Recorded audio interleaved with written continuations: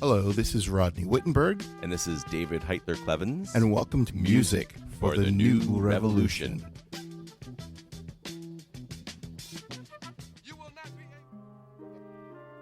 It takes a lot of men to make a gun. We both reach for the gun. Oh yes, oh yes, oh yes, we both, oh yes, we both, oh yes, we both reach for the gun, the gun, the gun, the gun. Oh yes, we both reach for the gun, for the gun. What a wonder is a gun. What a versatile invention. First of all, when you've a gun, everybody pays attention.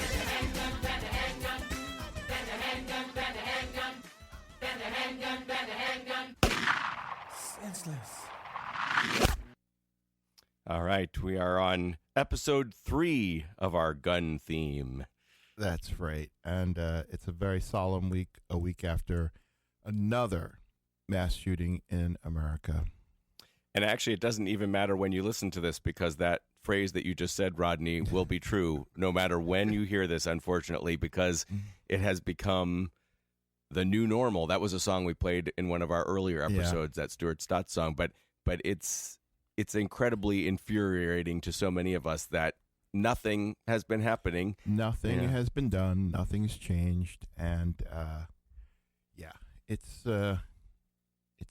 it's beyond words. Yeah. I when I woke up Sunday morning and heard about both of the shootings, the one in Texas and the one in Detroit, and then we at the church that I go to, we talked about it. Our pastor, our reverend, talked about just what do we do now? When is enough, and when can we actually join the rest of the Western world in not having mass shootings? Yeah. Well, I think a lot of us would say enough is years ago. Enough,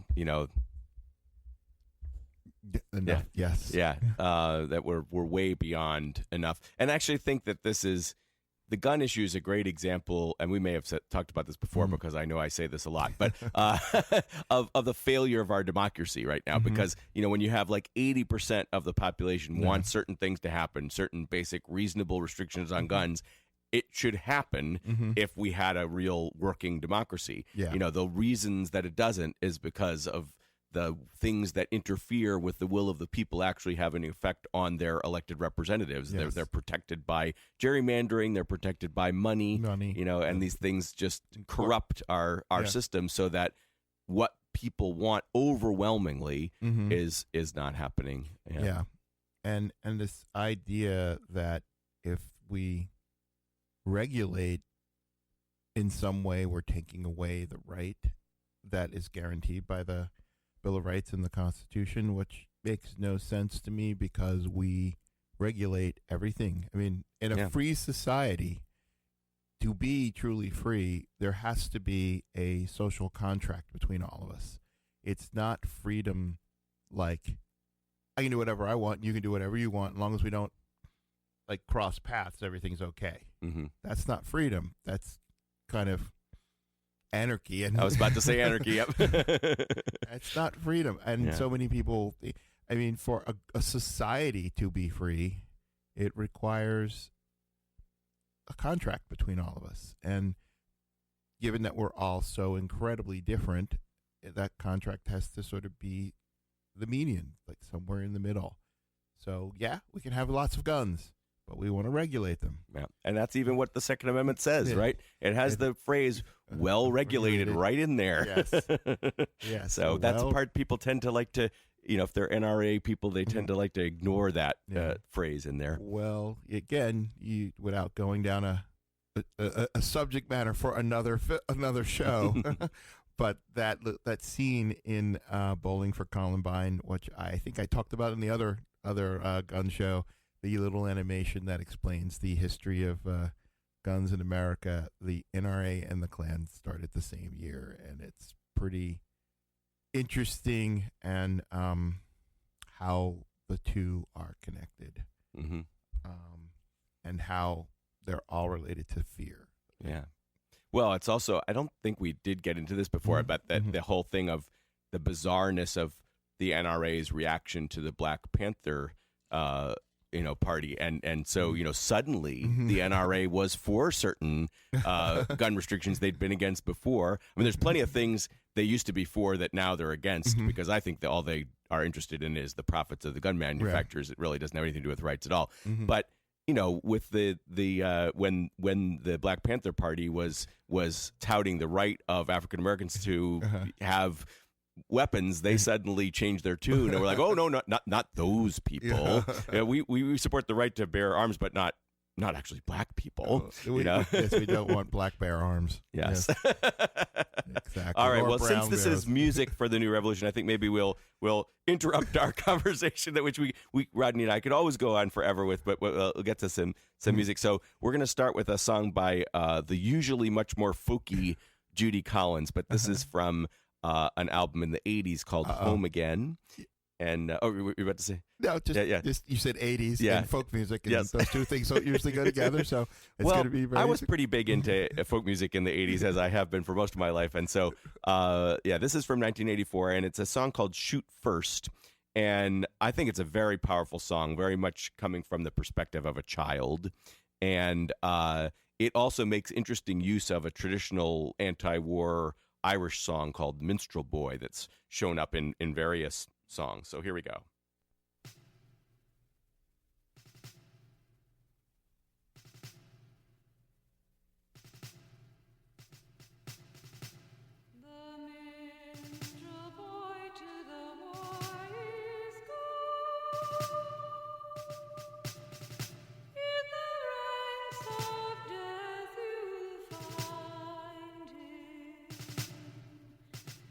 His father's sword he has girded.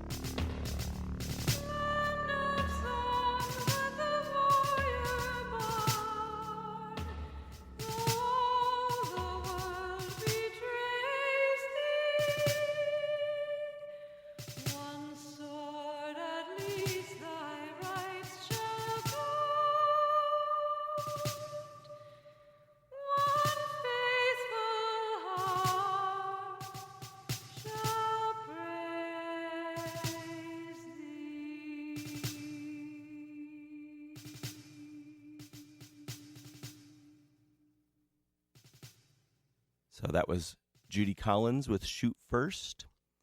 And not exactly what many people who remember her folky stuff from the 60s would associate with her in terms of production, right? No, not at all, but it's clearly 1984. Yes. And yes. I was just trying to find out who was some of the people involved with it, but again, the president of Elektra at the time, suggested that she record with Jerry Goffin, and that's where the title track from the song, the album, comes from. Home Again. Cool. But it's not a lot of information about this particular song. But I love the Simmons electronic drums for the gunshots. Yeah. But I really like the song itself. I mean, I think it gets into a lot of different connections with gun violence. You know, there's the whole refrain of just like on the TV, and you know the Republicans these days are trying to blame gun violence on video games. So I guess it kind of ties in with that a little bit, except that you know there is a way in which, especially with kids, we have a culture of violence and a culture that glorifies guns. But I also think it's interesting that it sort of makes the connection to war and the kid saying that they want to grow up to be a Green Beret, and you know there's a lot of different things touched on. We are a country founded on our obsession with watching and experiencing violence as a consumer. It's the weirdest thing, but you know when you think back to how the hangings on Sunday in the western towns were right after church. You know, yeah, that's very freaky. And the whole community would come with their picnic baskets and go, all right, who are the bad people who are getting hung after we've just been to church and had our lunch? All right, good, that's done. All right, let's go home. It's kind of a strange thing. And, you know, I've often said, too, people will talk about the violence on TV, but I would always say there's much more violence when you go outside if you live in poverty, because I believe that poverty is a form of violence, and so you actually don't need to see it on TV because it's right there. So, and you know, a kid watching it on TV or looking out his window, what's more impactful, the TV or the real world? Well, of course, yeah. Right. So anyway, I'll come down off my high horse and we can play the next song. Actually, it leads well to we were going to play the local Philadelphia group Kicking Down Doors that do some great rootsy, soulful Americana music here, and they have a really good song called Bang Bang.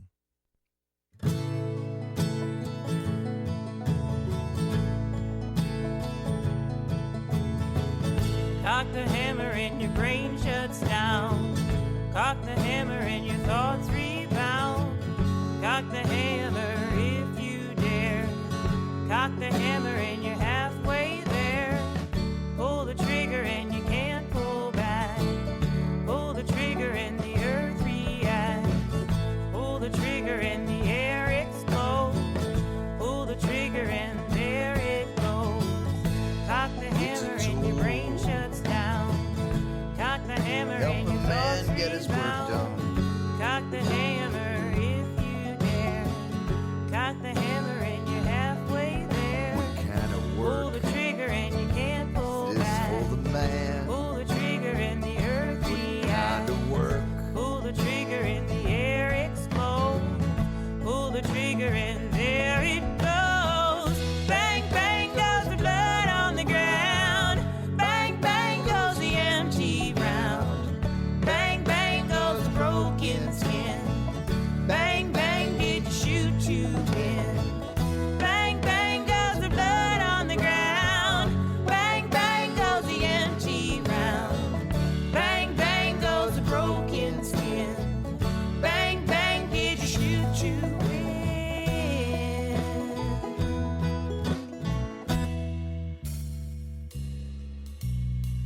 Speeding bullet has a hollow heart. Speeding bullet Like like an a article of poison dart. clothing. Speeding bullet Like an doesn't article know of your clothing. name. Speeding bullet plays a dead man's game. Does this go on? Dying man takes a final Extend bow. my fist. Dying child won't grow old now. Does this go on? Dying mother ain't coming Extend home. my reach. Dead people by your hands alone. Bang, bang goes the blood on the ground. Bang, bang goes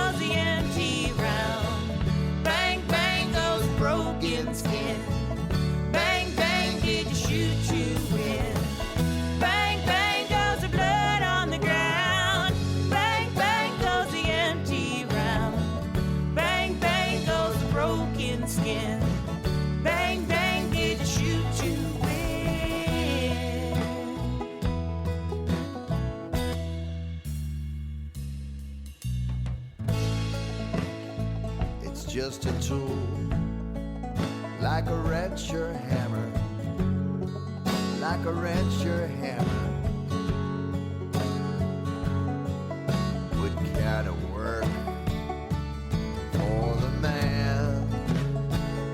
What kind of work is this? Speeding bullet has a hollow heart. Speeding bullet like a poison dart. Speeding bullet doesn't know your name. Speeding bullet plays a dead man's game. Dying man takes a final bow. Dying child won't grow old down. Dying mother ain't coming home. Dead people by your hands alone. Bang, bang goes the blood on the ground. Bang, bang goes the empty round. Bang, bang goes the broken skin. Bang, bang, did you shoot to win? Bang, bang goes the blood on the ground. Bang, bang goes the empty round. Bang, bang goes the broken skin. Bang, bang, did you shoot to win?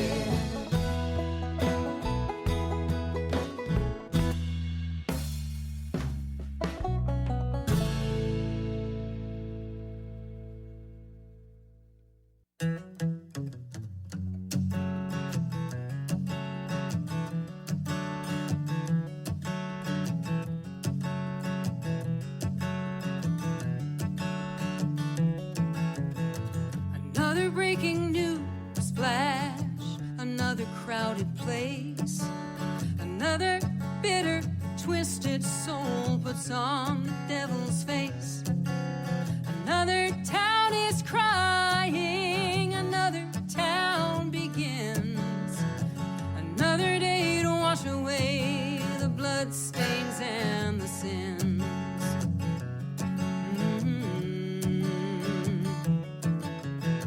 Another grim analysis, another talking head, another unmarked county van arrives to count the dead.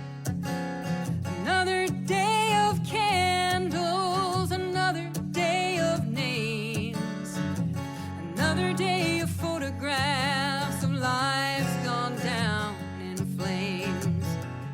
Oh, brother, what have we done? Ignorance and hatred consume us one by one. Oh, mother, when will we learn? When everyone has matches, everyone gets burned.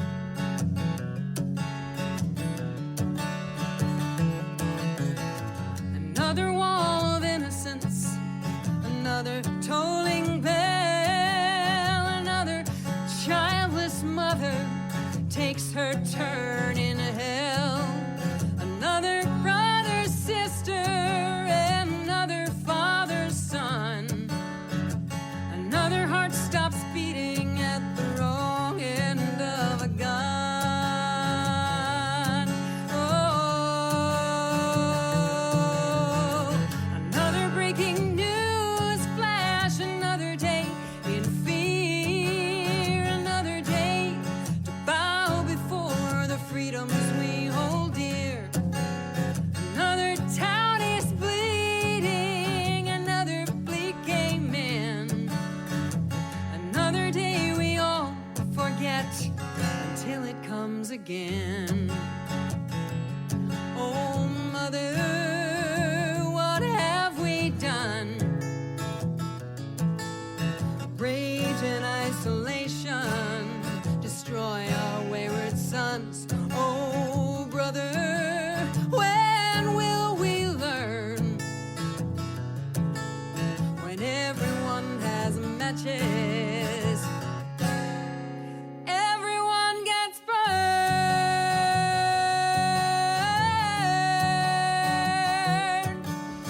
Oh,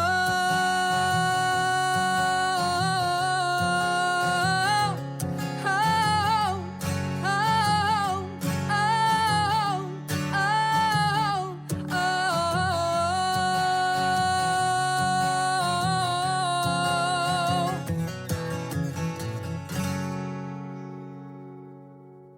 All right, a powerful song from Carolann Solebello, and that was actually a demo. So one of the things that we're lucky enough to do, Rodney and I, is, sometimes musicians will send us things before they've really released them, and Carolann is somebody that I've been in contact with through NERFA, the Northeast Regional Folk Alliance, at which we've hosted showcases for this podcast, and so it's kind of cool to sometimes be able to play something that she may have released it since she sent me that demo in a more commercial way, but anyway, sneak preview. Yeah, pretty cool. So up next we have our interview segment, and this is an excerpt of an interview that David and I did with Pete and Kathleen Higgins, and they are at the forefront of what's going on in the anti-gun violence movement. You can hear the full-length version if you are a Patreon subscriber of the interview. It's pretty interesting and powerful, but this is a little segment, and it's with all the negative news going on, it's a great joy that we can bring you some positive news on the anti-gun violence front that Kathleen and Pete are going to tell you about right now. The energy that I have now to be able to go to the vigils and do the things that we do to try to help with this, that energy is, I'm being pulled, not pushed, by the idea that compassion, people of goodwill binding together, there is a shining power. What I would say to people is stop for a second when you consider gun violence prevention and say, not necessarily what happened in the past or what might be happening today. Think instead about the future and about the future of all the children growing up right now who might possibly become perpetrators. How can we help them? And of course, all the children growing up right now that we don't want to have memories like we have now. Think about how you want to vote, how you want to show up, what matters most, and find common cause. When I focused on this, I said, okay, what could we do at the state level? Because obviously nothing's going to happen at the national level. So where does our state stand on this? We come from Delaware. And in Delaware, they've been trying to get background checks passed for at least the last 20 years, the universal background checks, where private sales also require a background check. We had introduced another bill at that time, and there was testimony for it. And the day after the background check bill got denied nationally, we were able to get it passed in Delaware because we reasoned this was about protection of Delawareans, and that if it wasn't going to happen on a national level, it needed to happen at our level, and that private gun sales were actually putting guns into the hands of people who had the ability of then turning it over into the black market, and that was killing kids in Wilmington. And over the course of a year, as many kids would get killed in Wilmington as got killed in Sandy Hook. So it was just a matter of timing, but the families that were being involved, it was the same number of families basically, and the tragedy was right here at home, and we needed to do something about that. For me, right after Sandy Hook, Move On had broadcast opportunities for people to get together just at other people's homes. And there was a couple up in Wayne, Pennsylvania, who had opened their house and said, we'll have we can have a meeting, get together. There were probably 15 other people. And during the course of this, we talked about things, and then we got up and kind of declared, okay, if we're going to take any kind of action, what is our skill and area of focus? And as an engineer, I found myself in a matter of curiosity is, how did we get to where we are nationally that we can't even get a background check passed, in face of this kind of a tragedy? And I wasn't so interested in starting anything as I was in answering that question. So I went home and I did a lot of research and basically discovered, as I mentioned, that we hadn't been paying attention for the last 30 years. Behind the scenes, gun regulations had been talked about, but I hadn't been paying any attention to them. And it had basically all fallen by default that the gun lobby was pretty much dictating what got passed and what didn't get passed, and they've really created this big distraction for us. So with all of that, I started looking a little bit differently at some of the legislation that we were trying to get passed. and seeing what else we could bring to bear. And the key thing was that we were trying to pass some legislation that if you have a gun and it's lost or stolen, that you have to report it to law enforcement.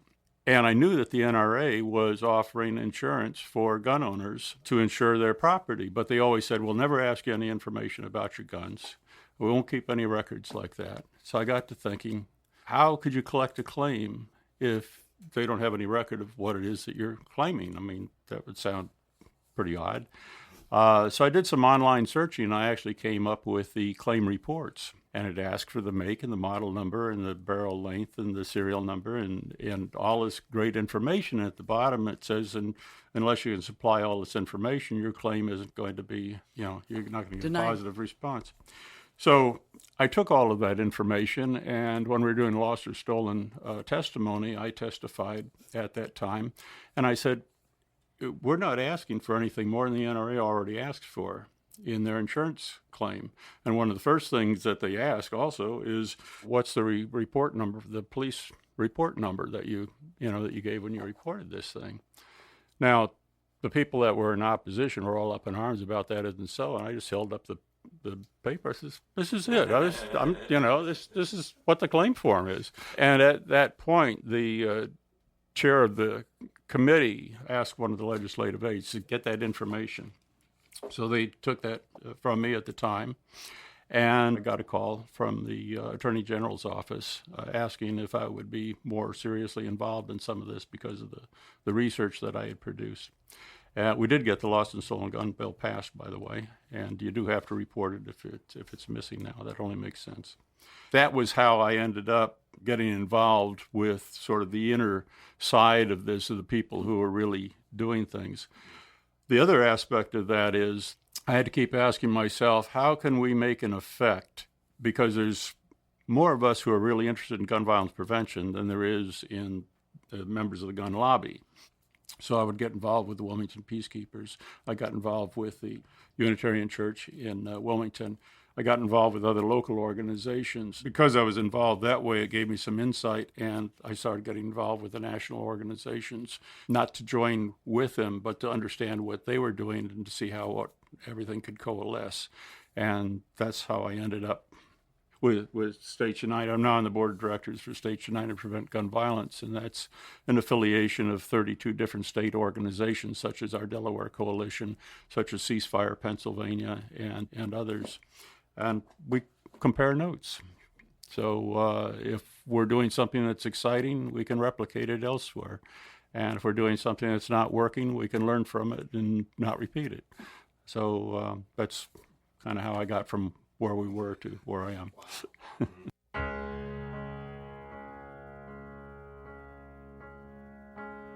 It's no easier to swallow the 1000th time. The front page becomes a graveyard, and some don't bat an eye. It happens enough to call it commonplace, and there are many who don't seem to mind. So raise your voice for the ones who can't anymore. There's something here to fight for. Raise your voice for the ones who can't anymore. No, we can't keep standing still, 'cause look what good that's done. No, we can't keep waiting round and praying for something different. If now is not the time to make a change, then when is it?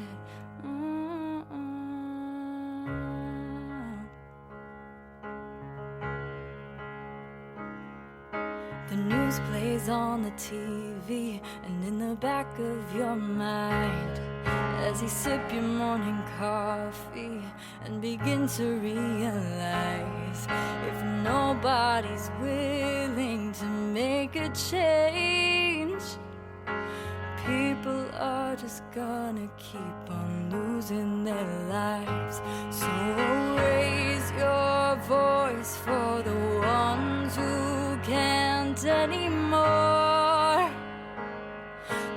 something here to fight for. Raise your voice for the ones who can't anymore. No, we can't keep standing still, 'cause look what good that's done. No, we can't keep waiting round and praying for something different. If now is not the time to make a change, then when is it? No, we can't keep waiting round and praying for something different. If now is not the time to make a change, then when is it? Raise your voice for the ones who can't. Now raise your voice for the ones who can't.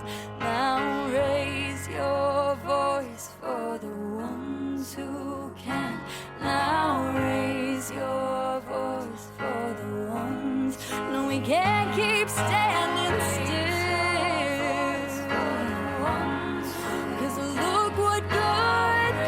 Done. No, we can't keep waiting round and praying for something different. If now is not the time to make a change, then when is it? No, we can't keep waiting round and praying for something different. If now is not the time to make a change, then when is it?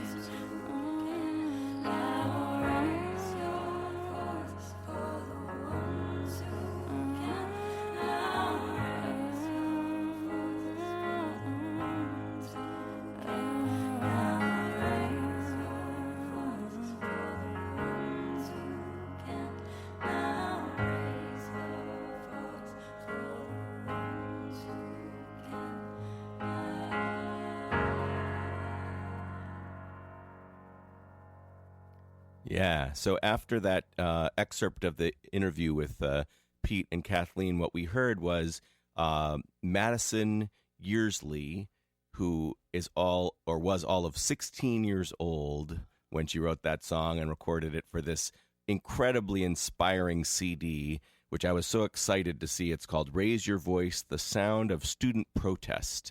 And it grew out of the students from Parkland, Florida, who are there is a song from them at the that we'll hear at the end of this podcast, but it's all songs written by kids, generally like 15 to 18 years old, and they perform them, and they're really good songs, and they perform them so well. I mean, I'm just, there's so much depressing about this subject, but this part of it, the part about how kids have responded, and it makes sense. I mean, this is threatening their lives. This is taking their classmates. These are kids who are, a lot of them on the CD are survivors of school shootings, but they're really doing it right, I think. And when I think of the kids from Parkland and I think of the kids from some of these other places, I mean, sometimes when I'm feeling down and hopeless about these issues, I think these kids are going to take over. Yeah, they're gonna do something with this. Yes. They are doing something. They are doing something with it. Yeah. I mean, they've caused more emotion and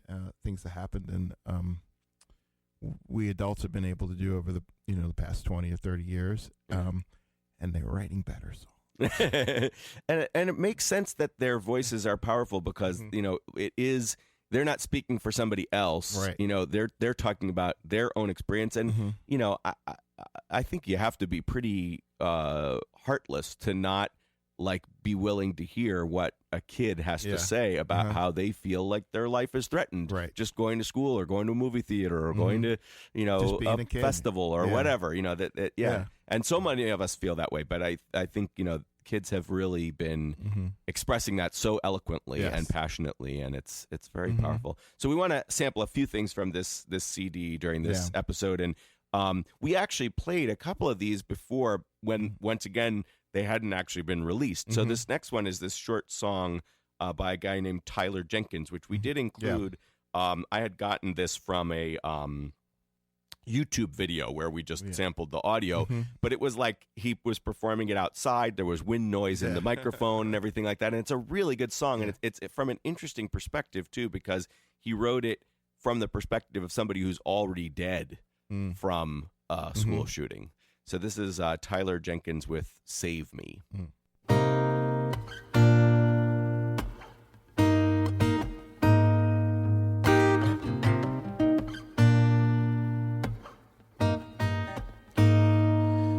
I was only 16 when the man came down to pull it.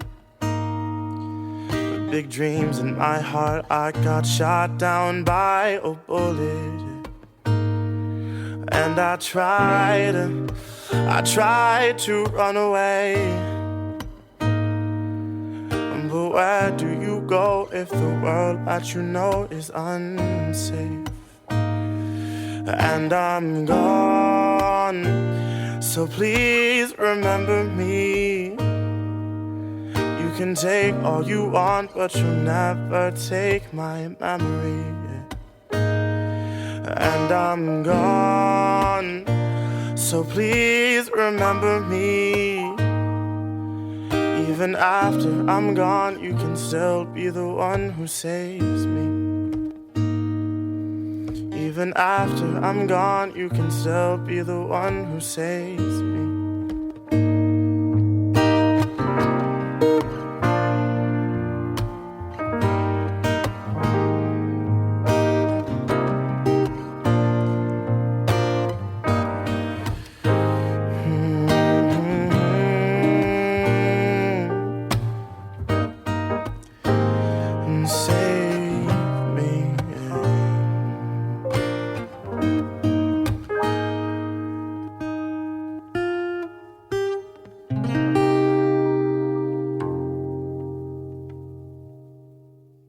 So that was Tyler Jenkins, who was 18 when he wrote and recorded that song, or at least when he recorded it, from New Haven, Connecticut. And there's one kind of cool thing in the liner notes about him saying that he was going to sing at something after the Parkland shooting and didn't feel like he had a song that was appropriate, so he wrote one. And that's where that song came from, you know. And I think that's often the case with a lot of political and, you know, social issue-related music, that people have something to say, and they look around and they don't see a song that's just right for what they want, and so they have to write it. It's cool. And it's so inspiring to hear that from young people. Yeah, it's pretty amazing. Yeah. So Rodney and I like to include things that are from very different genres, and one of the things that we have in common that we don't have in common with a lot of other people is that we're both into some experimental music and 20th century composition, 21st century composition now. I think we both are composition majors in college. Yeah, so that's part of it. Those weird people on the fringes of the music school. So actually, this next piece is by somebody that I know from when I was a composition major at Oberlin Conservatory, and the composer is Tom Lopez. I believe he's now actually a professor at Oberlin. And so he sent me this piece. It's a very short piece and very interesting, called "America Will Shoot Itself." And first, he just sent me the piece, and I kind of wanted to know a little bit more of how the title connected to the music. So I asked him if he could tell me a little bit more about it. So he sent me this quote, and I'm just going to read it to you. I made the piece after reading about yet another senseless mass shooting. I did not intend the music to sound like anything in particular, but I wanted it to be evocative. I worked with sounds that had, to my ears, a metallic quality like casings. I was hoping for something that would have a timelessness about it, something that would not necessarily bring anything specific or contemporaneous to mind, because I didn't want the piece stuck to a particular date or event, perhaps like a dream, though more like a vision of the future. It was a predictive and lamentful foreshadowing of the non-stop, self-inflicted violence perpetuated by Americans. So here is "America Will Shoot Itself" by Tom Lopez.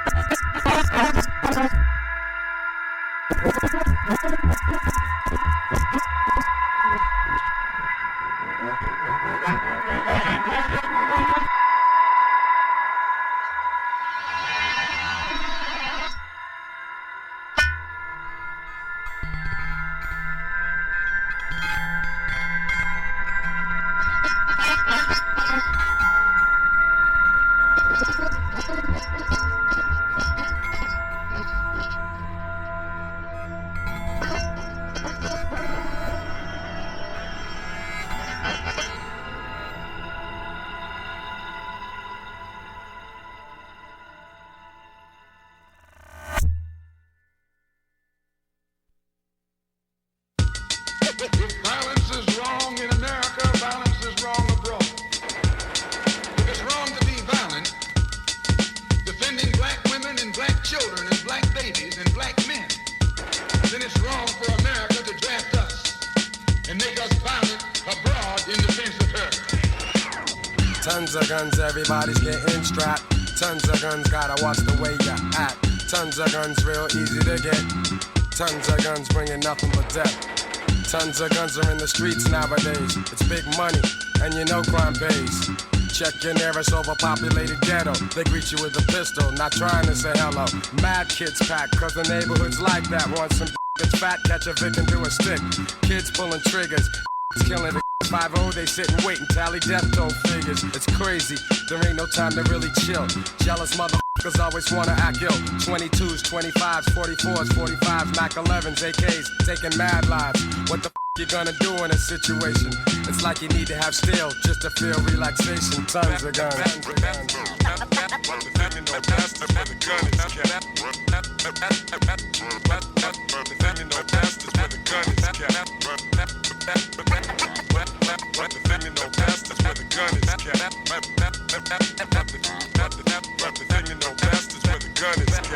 Tons of guns, you got, we got, they got. The state of affairs, yo, it's like mad chaos. I know a kid who just passed the other day. They shot him 16 times, so there he lay. You can pray for this to like cease, but until then, is gonna pack a piece. And yo, the devil's got assassination squads. Wanna kill cause they're scared of God. They got camps where they train. They learn to take aim at a like a piece of game, and I'm not seeing that. Them days are gone, cause now we got crons to put them where they belong. See me a rude boy from an inner Brooklyn. The bull, pain and suffering, I'm coming off with a foolproof plan. As if each and every lyric was worth 100 grand. I stand in the face of hatred, letting off mad shots, making devils run naked. Tons of guns. Tons of guns.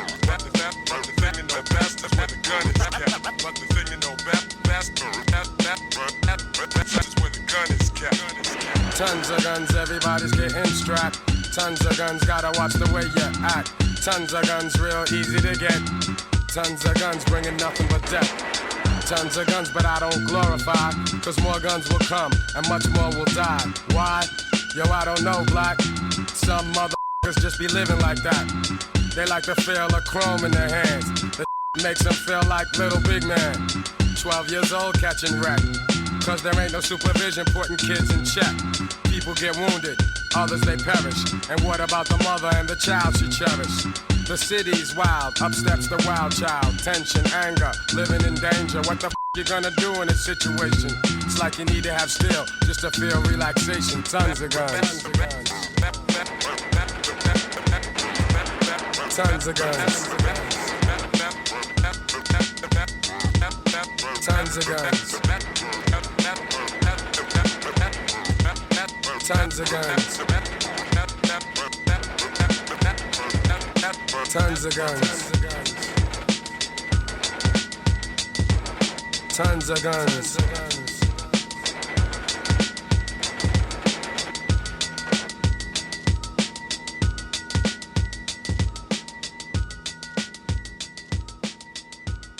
That was Gang Starr, Brooklyn in the House.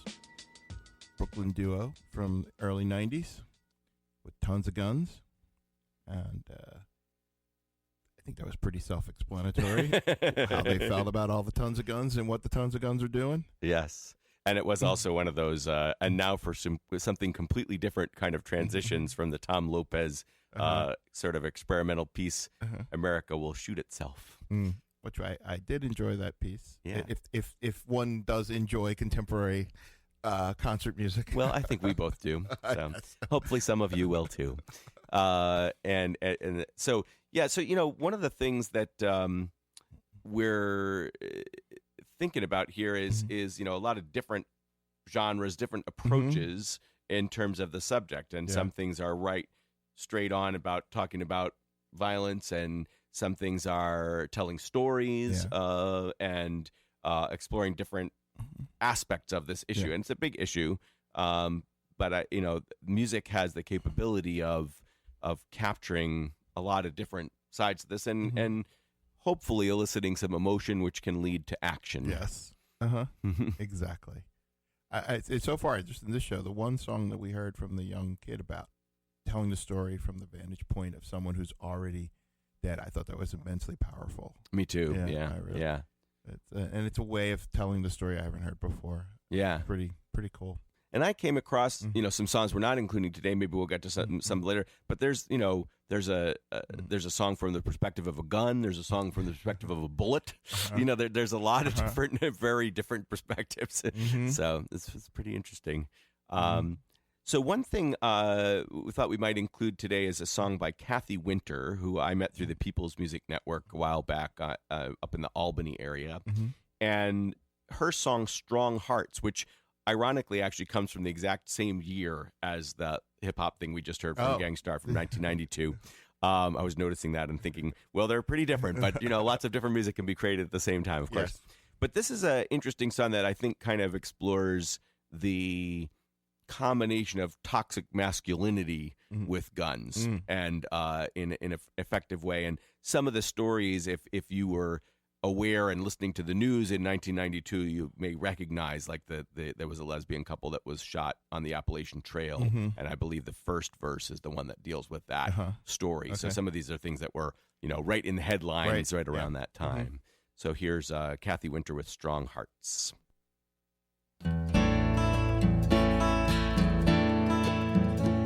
On a quiet island beach beneath the Caribbean sun, two lovers on vacation, precious time that is hard won. And what man traced their footprints in the fine-grained ocean sand and drew a cloak of violence over sweet vacation plans. Now the house is empty, the phone will ring again. The city mourns and walks the streets where gentle hands had been. Where do they learn it's manly to shoulder guns to fight, to prove their strength and power by cutting down a life? Some movie inspiration where the hero always wins, a plastic toy all gift wrapped and the violence begins.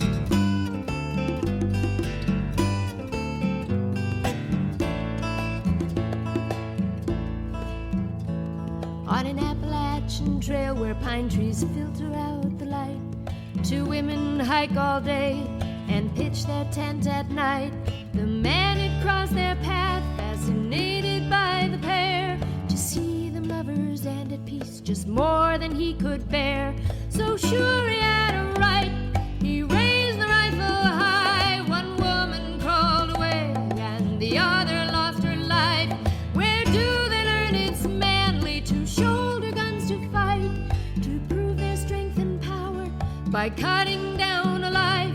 Some movie inspiration where the hero always wins, a plastic toy all gift wrapped and the violence begins.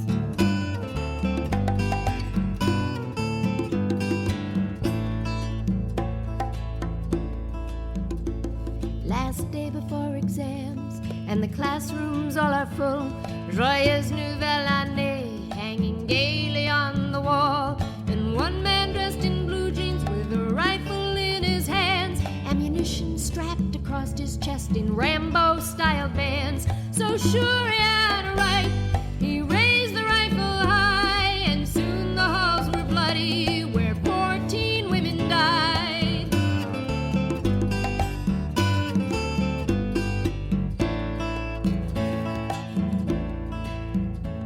Now do you think it's nature, just a quirk in one man's brain, an isolated case that will not raise its head again? When it was lynchings in the South, well, we called it by its name, racist violence claiming victims and a culture clearly blamed. In the papers we are missing, too often never found.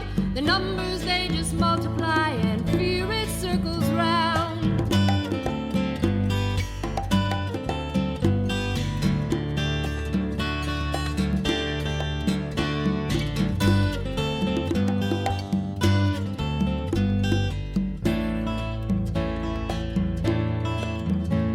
We are women of strong hearts, we fight to hold our rightful place. We call these wrongs a system with a structure you can trace. In the history that they teach us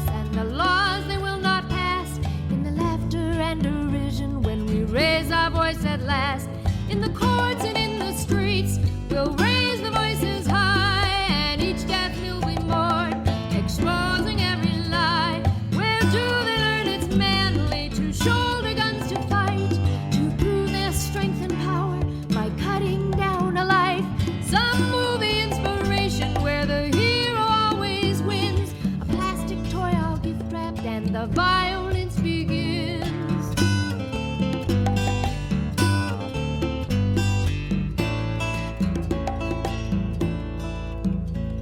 On a quiet island beach beneath the Caribbean sun, on an Appalachian trail where pine trees filter out the light, last day before exams and the classrooms all are full, in the courts and in the streets we'll raise the voices high, raise the voices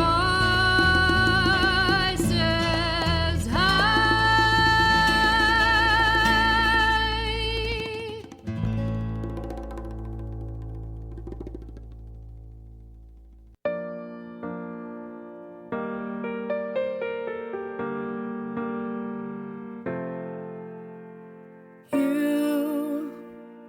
You threw my city away.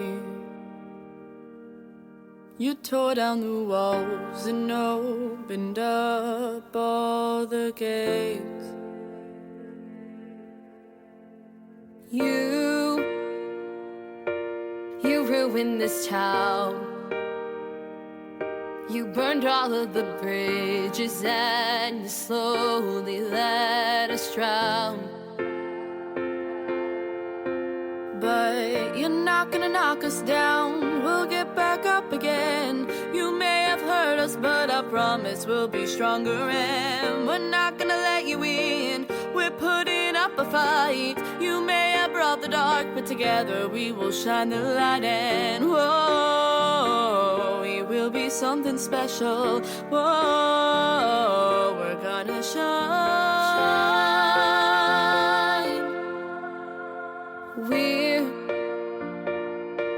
We're gonna stand tall, gonna raise up our voices so we'll never ever fall. We're done with all your little games. We're tired of hearing that we're too young to ever make a change. 'Cause you're not gonna knock us down. We'll get back up again. You may have hurt us, but I promise we'll be stronger. And we're not gonna let you in. We're putting up a fight. You may have brought the dark, but together we will shine the light. And whoa, we're gonna shine. We can hug a little tighter. We can love a little more. Laugh a little harder. We can stand up and roar.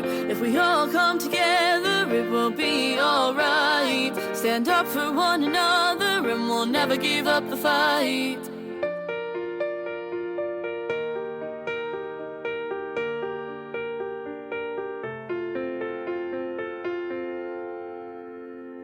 You're not gonna knock us down. We'll get back up again. You may have hurt us, but I promise we'll be stronger. And we're not gonna let you in. We're putting up a fight. You may have brought the dark, but together we will shine a light. You're not gonna knock us down. We'll get back up again. You may have hurt us, but I promise we'll be stronger. And we're not gonna let you in. We're putting up a fight. You may have brought the dark, but together we will shine the light. And whoa, we will be something special. Whoa, we will shine.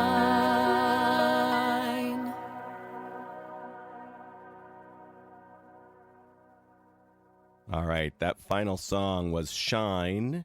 And that was also from this CD that we've been talking about, Raise Your Voice, The Sound of Student Protest. And that was written and performed by Andrea Pena, 15 years old, did the music. And the lyrics were by Sawyer Garrity, 16 years old. And they were both survivors of the Parkland shooting.